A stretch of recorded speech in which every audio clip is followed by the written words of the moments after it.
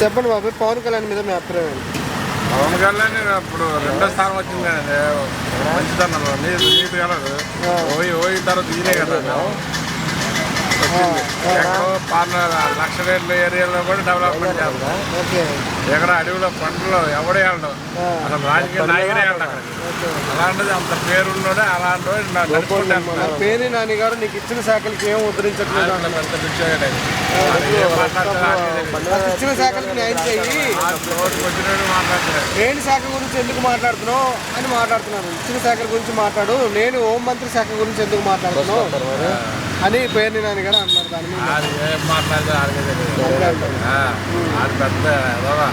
Pawan Kalyan next Telangana కూడా పోటీ చేస్తారంటే సీఎం అయ్యే అవకాశం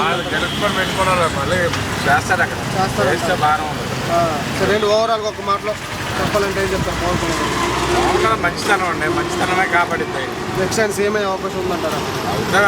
అవ్వచ్చు, లేదంటే ఆయన స్థానబలం ఉంటుంది అంతే అంటారు. రాజకీయాలు మనకు వద్దు.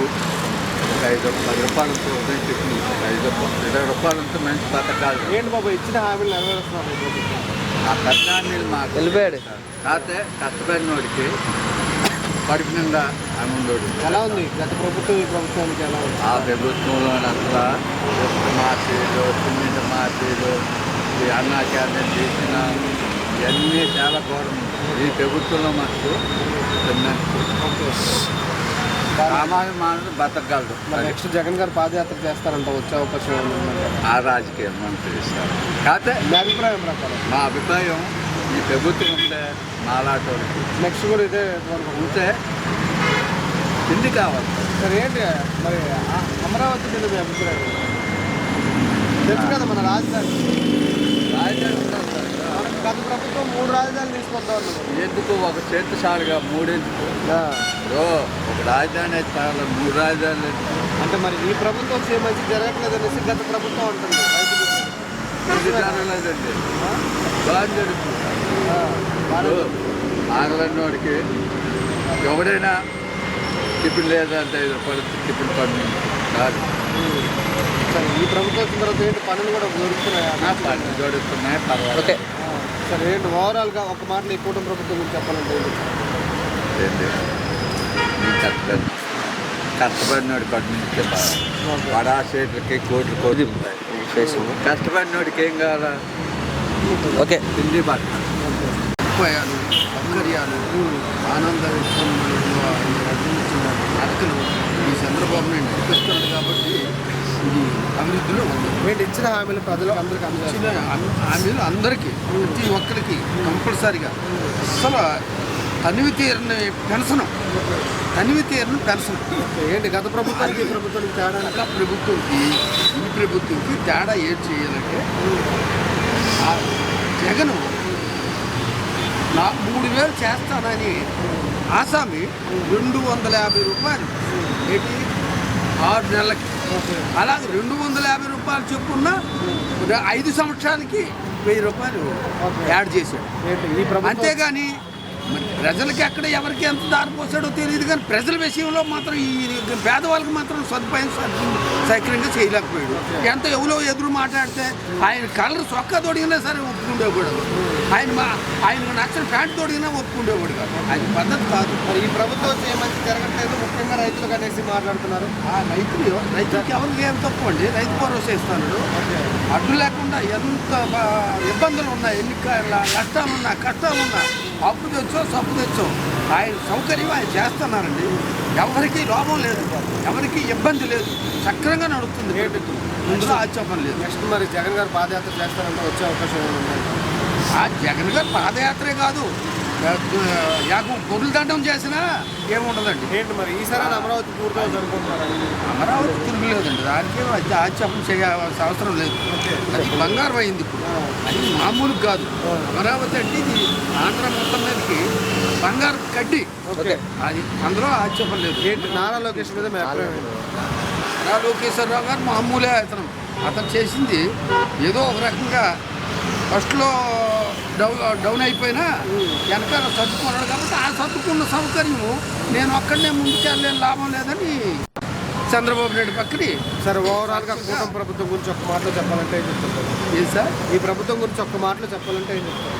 ఈ ప్రభుత్వం గురించి అయితే ఏ సమస్య లేదండి, మంచిగా జరుగుతుంది. మంచిగానే ఉంది, అందులో ఆక్షేపం లేదు అసలు. ఇప్పుడు ఆయనే పెద్ద పెద్ద పనిలో ఉంటాడు, ఆల్రెడీ పంపించాడు పోలీసు వాళ్ళని. నేను నిందలు మొత్తం పవన్ కళ్యాణ్ అయితే కుదరదు కదా, అవునా కదా? ఆయన ఏదో పనిలో ఉంటాడు, పంపించాడు పోలీసు వాళ్ళని. ఆయన పరిమాణాలు వచ్చి చూసే పని కాదు, ఆయన ఎదుగుతాడు పోనీ. ఆయన పని ఏంటి? ఆయన ఉద్యోగం ఆయన చేస్తాడు, కర్తవ్యం ఏంటని. పేర్ని నాని గారు ఫస్ట్ ఉన్న శాఖలకి ఏం ముద్రించామని లేని శాఖ గురించి హోంమంత్రి శాఖ గురించి మాట్లాడుతున్నాం అనేసి పవన్ కళ్యాణ్ గారిని కామెంట్ చేస్తారు. నేను ఇంకా చూడలేదన్న. నేను సరే ఏంటి నెక్స్ట్ తెలంగాణ కూడా పోటీ చేస్తారంట, ఏదైనా గెలిచేస్తాడన్నా. మా పవన్ కళ్యాణ్కి 21 సీట్లు ఇచ్చాడు, కానీ 27 కాదు 53, 70 ఇచ్చినా సరే ఆ టైంలో గెలిచేసేవాడు. ఒకవేళ ఇక్కడ సింగిల్ గా పోటీ చేస్తే సేమ్ అయ్యే అవకాశం ఉందంటారా? ఉందన్న. తమిళనాడు విజయ్ దళపతి గెలిచినప్పుడు అన్న పవన్ కళ్యాణ్ గెలవడండి ఇక్కడ. డిఫరెంట్ అంటే ఆయన అందరూ సింగిల్గా లెగిసాడు. ఇప్పుడు ఆల్రెడీ 2019లో ఓడిపోయాడు కదా, అందుకని చెప్పి లెవెల్ అవుతున్నాడు. పడతాం లెగుతాం లాస్ట్ లెగుతాం అంతే, ఏదైనా సరే ఇంకా అది అంతే. ఏంటి మరి నెక్స్ట్ పవన్ కళ్యాణ్ అక్కడ కూడా సింగిల్ గా పోటీ చేస్తే సేమ్ అయ్యే అవకాశం ఉందంటారా? సీఎం అవడం ఏంటన్నా, అవుతాడు, కన్ఫర్మ్గా అవుతాడు. ఇక్కడ సింగిల్ గా వెళ్తారా కూటమికి వెళ్తారా అనుకుంటున్నా? ఇక్కడికన్నా అక్కడే వాళ్ళకి ఎక్కువ ఫ్యాన్స్ అన్న, తెలిసి ఆంధ్ర కన్నా తెలంగాణకి ఎక్కువ ఫ్యాన్స్. అక్కడ కవిత ఆయన మీద దేశద్రోహం కేసు పెట్టాలని ఆ, ప్రాంతీయ భేదాన్ని ఉగ్రవాదంతో పోల్చుతున్నాడు. అన్నీ జరుగుతాయి. ఎందుకు ఆ రోజు సభ మీద అన్నాడు కదా, నేను తెలంగాణలో కూడా పోటీ చేస్తానని, అందుకని లోపు భయపడిపోతున్నారు వాళ్ళు. సరే ఏంటి ఓవరాల్ గా ఒక మాట పవన్ కళ్యాణ్ గారి గురించి? నిజాయితీ పరుడు. పవన్ కళ్యాణ్ మీద అభిప్రాయం అంటే ఏముంది, మంచి నాయకుడు, యంగ్స్టర్, ఓకే చిన్న పేదలంటే చిన్న అభిమానం ఎక్కువ ఉన్నటువంటి మనిషి. డిప్యూటీ సీఎం అయిన తర్వాత మీకు ఇక్కడ ఆయన డెవలప్మెంట్ ఎంతవరకు కనబడింది? డెవలప్మెంట్ ఎలా కనిపిస్తుందో కూటమిలో ఉన్నాడు, అతను ఓన్గా చేసింది ఏముండదు. డిప్యూటీ సీఎం గానే డిప్యూటీ సీఎం కంటే మరి రోడ్లు మొత్తం అన్నింటికి అతనే కదా ఏంటి ఆయన ఇచ్చిన శాఖలకి న్యాయం చేస్తున్నాడా? చేస్తాను. మరి ఆ ఇచ్చిన శాఖలకి ఏం ముద్రించాలనేసి లేని శాఖ గురించి మాట్లాడుతున్నాం అనేసి పేర్ని నాని గారు మాట్లాడుతున్నాం. మా అంటే హోంమంత్రి శాఖ గురించి మాట్లాడతాం అనేసి మాట్లాడుతున్నారు పేర్ని నాని గారు. ఆర్డర్కి ఏముందో వాళ్ళు ఏ రోజు మాట నిలబడ్డారు. మొన్న మాట్లాడుతూ పవన్ కళ్యాణ్ గారు హోంమంత్రి శాఖ నాకు లేకపోవడం క్రిమినల్స్ వల్ల అదృష్టం. శ్రీలంక దృష్టి పెట్టుకొని పవన్ కళ్యాణ్ గారు అన్నారు. కానీ అన్ని ప్రభుత్వం ఇన్ఫర్మేషన్ లేకుండా ఉండదు. కాకపోతే ప్రభుత్వమైన అన్ని చిన్న సన్నిధికి స్పందించి పెద్ద పెద్దకి స్పందించి మరి ఇంకా మరి లిస్టు చూసుకోవాల్సిన పని ఉంటుంది కదా. ఏంటి అసలు కనీసం పంచాయతీరాజ్ శాఖలో 15th ఫైనాన్స్ నిధులు కూడా ఇంకా వదలలేదు, విత్డ్రా చేసుకోవడానికి అవ్వలేదు. నీ 2 సంవత్సరాలు అయితే నువ్వు 10 డిప్యూటీ సీఎం అయ్యి నీ ఉన్న బ్యాంకులన్నీ ఫ్రీజ్ చేశారు కేంద్ర ప్రభుత్వం అనేసి. బ్యాంకులు సరే ఏంటంటే ఏం ఉన్న శాఖలు ఏం ఉద్ధరించామనేసి లేని శాఖ గురించి మాట్లాడుతున్నాం అంటున్నాను. దాని మీద అభిప్రాయం ఏంటి? రెండు శాఖలు ఉద్ధరించుకుంటా ఇవంతా డెవలప్ అయిపోయింది. అసలు వీళ్ళని కూటమిని ప్రశ్నించే హక్కు వాళ్ళకి లేదు. ఎందుకంటే ఆ రోజు పేర్ని నాని కానీ ఆ కోడిగుడ్ల మినిస్టర్ కానీ వాళ్ళు ఏ రోజు ఏటి అడిగినా అమర్రాంబ గంట అరగంట ఆగంట చెప్తాను అనడము, ఈ పేర్ని నాని కనిపించుకుంటూ ఉండడము, ఆ కోడి గుడ్డు పెట్టింటే అది నెల పోయేది కానీ పిల్లలు పెట్టదు కదా అని సదన అనడము.